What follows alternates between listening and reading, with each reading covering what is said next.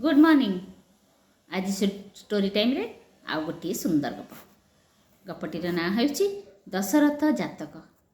एकदा वाराणसी रे दशरथ नाम जड़े विख्यात राजा थिले। से मंदपथ परित्याग पूर्वक से कौन कले सत और न्याय मार्ग में राज्य शासन करते। 16,000 राणी थिले। पाटराणी गर्भर 2टी पुत्र गोटे कन्या जात होते। ज्येष्ठ पुत्र नाम थिला राम पंडित आ कनिष्ठ पुत्र नाम थिला लक्ष्मण। कन्याटीर ना थिला सीता। किछि वर्ष पर महाराणी काल है।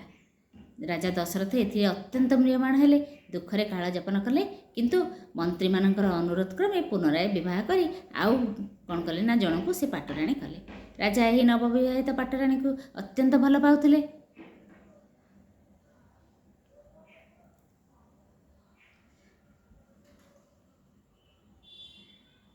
कालक्रमे से संतानवती हेले आउ नवजात पुत्रर नाम रेखा है भरत। राजा दशरथ नवजात पुत्र भरत को अत्यंत भल पाइबा लगिले।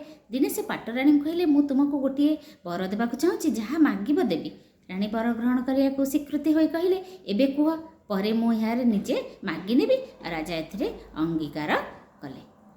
नवजात पुत्र भरत क्रमे बड़ होई 7म वर्ष अतिक्रम कले। महाराणी राजांकर छामुरे उपस्थित होई कहले, महाराज, पुत्र उपरे संतुष्ट होई मते थरे वर जाचिथिल, मने अछि? वर्तमान मु सेही वर मागिबा पई आसीछि। हाँ, मु मोर सबु मने अछि। कि वर चाहुछ माग, मु मोर प्रतिज्ञा पूर्ण करिबि। राजा तांको उत्तर देले, मो पुओ को राजसिंहासन दियो, एहा मोर मागुणी। राणी कहले।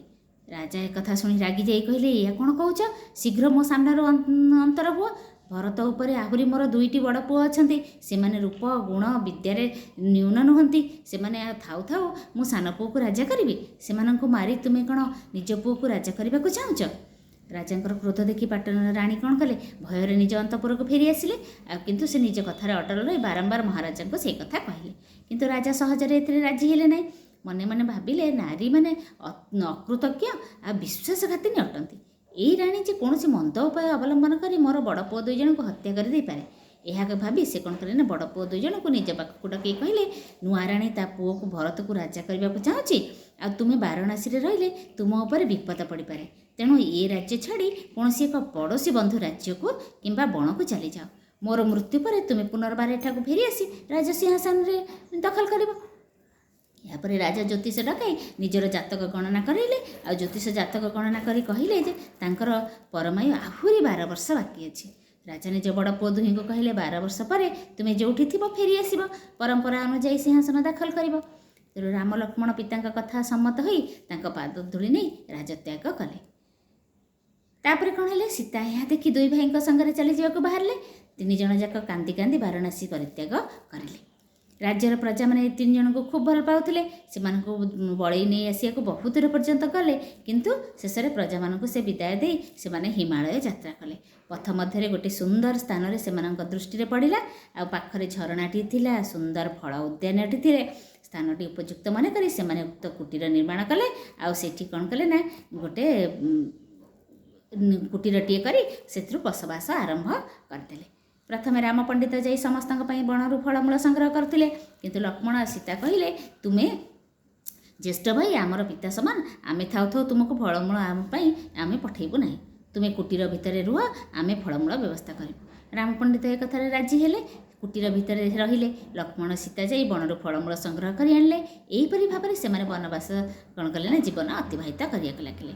राम लक्ष्मण सीता से नहर छाड़ी जावापर दशरथ से झुरी झुरी 9 वर्ष पर मरीगले। महाराजा अंत्येष्टिक्रिया समाप्त होगा पर राणी निज पुत्र को भारत को सिंहासन में बसैया कहले। किंतु मंत्री मैंने एथिरे राजी हेले नहीं। सेमाने कहले, राजसिंहासन अधिकारी वर्तमान होचंदी बणरे अछंती, एक कथा संभव हेबो किपरि?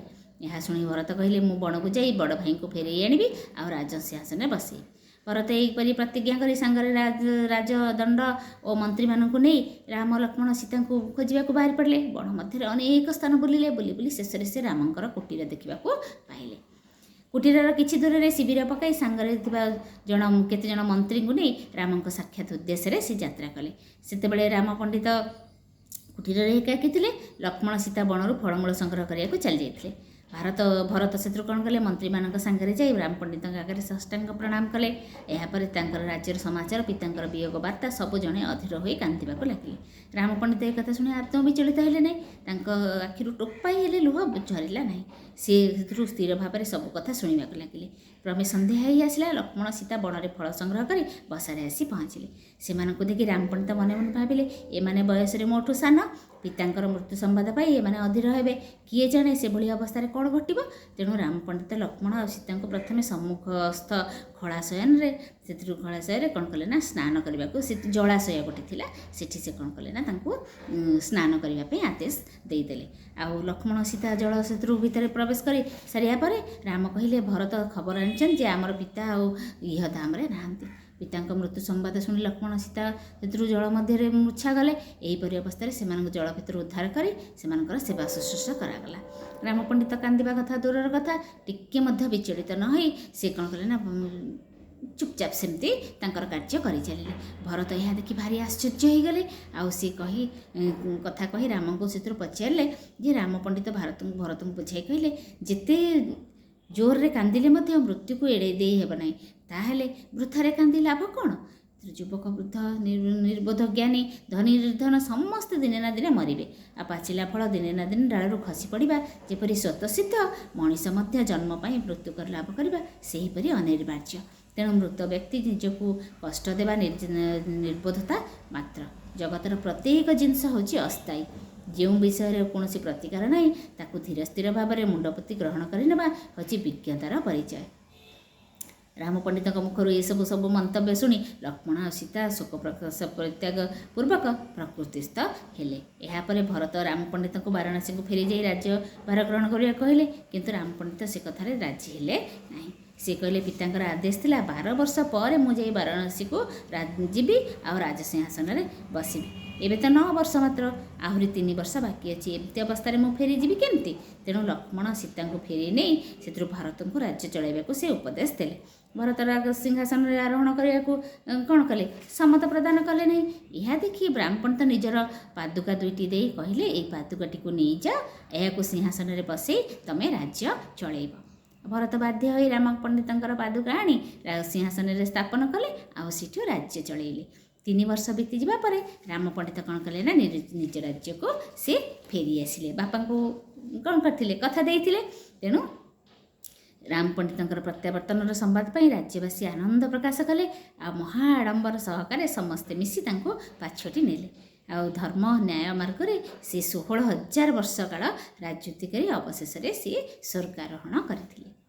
ବଡ଼ ସୁନ୍ଦର ଗପଟିଏ ପିଲାମାନେ, ଶୁଣିବ, ତାକୁ ଲାଇକ୍, ସେୟାର ଆଉ ସବସ୍କ୍ରାଇବ୍ କରିବ। ଥ୍ୟାଙ୍କ ୟୁ ପିଲାମାନେ।